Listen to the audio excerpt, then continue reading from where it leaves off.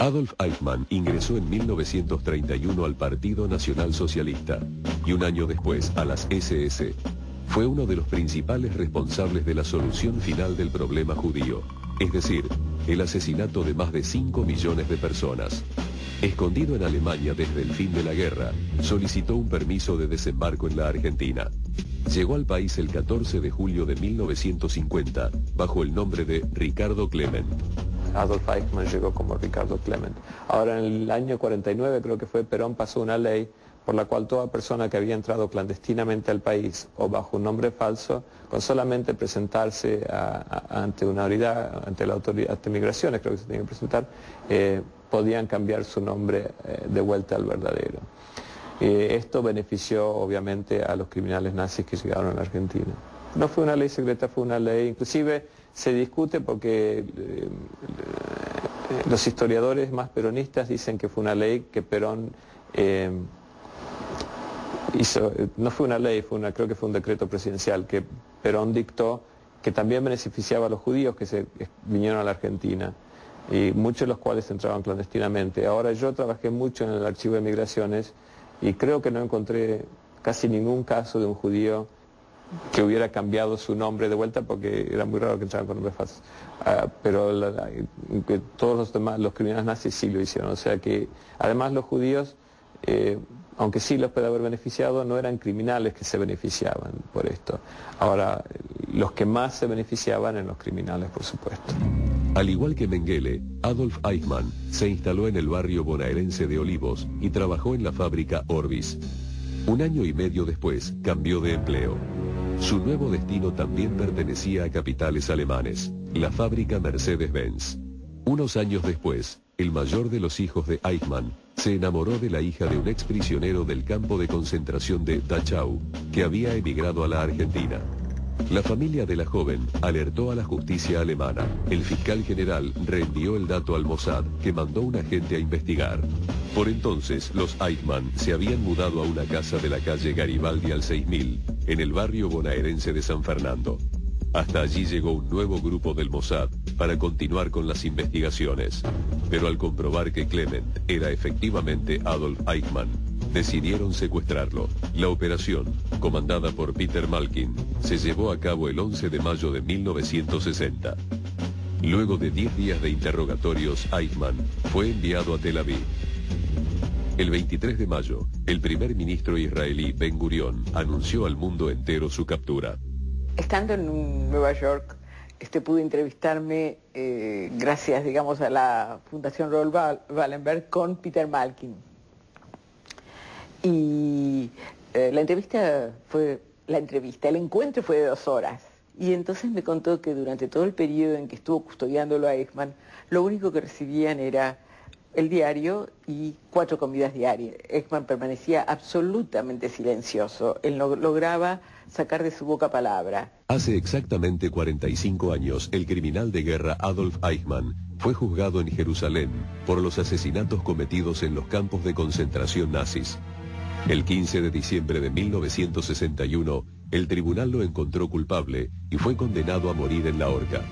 La ejecución se llevó a cabo el 31 de mayo de 1962. En nombre de una confraternidad que en boca de un criminal como él sonó aberrante, las últimas palabras de Eichmann fueron: «Viva Alemania, viva Austria, viva Argentina». Sie geben also zu, dass Sie an dem Morde von Millionen von Juden beteiligt waren. Von dem rechtlichen Sektor aus gesehen blieb mir nichts anderes übrig, als Befehlsempfänger die Befehle, die ich bekam, auszuführen. שאלתי איננה משפטית. אתה בלבך מוצא את עצמך אשם בשותפות רצח של מיליונים יהודים, כן או לא?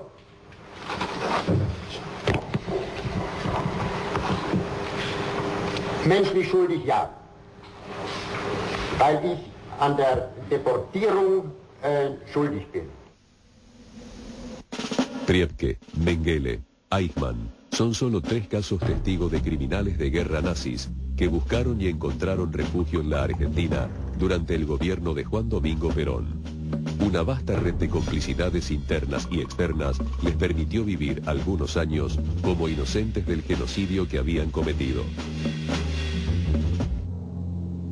El Holocausto señaló un antes y un después en la historia de la humanidad. Quedó como una marca que debe ser recordada por siempre para que jamás vuelva a ocurrir.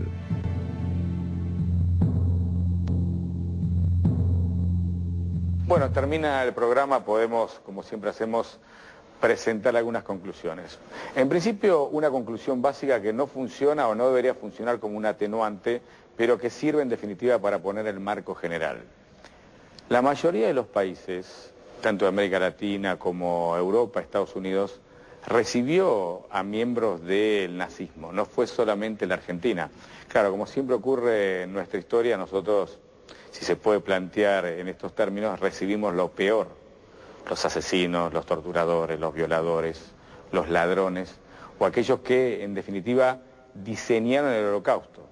Otros países, algunos desaparecidos como la Unión Soviética, algunos que todavía están vigentes como Estados Unidos, recibieron otro tipo de miembros del staff principal del nazismo.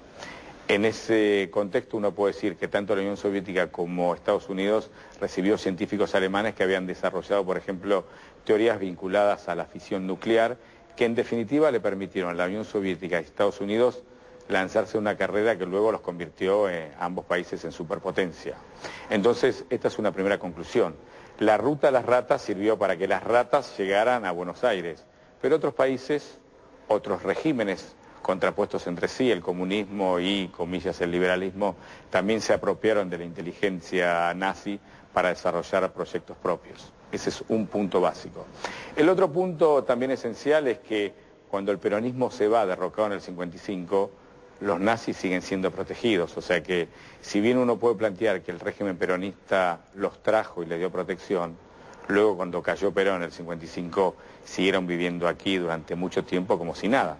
De hecho, recién en la década del 60 el Mossad, el Servicio de Inteligencia israelí, captura a Eichmann y se lo lleva a Jerusalén para un juicio que termina o desemboca en su muerte.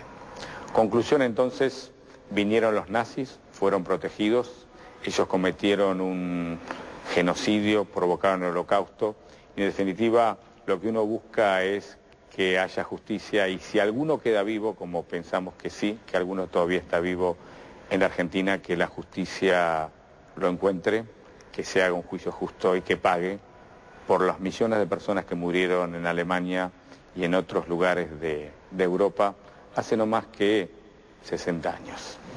Chao, hasta la semana que viene.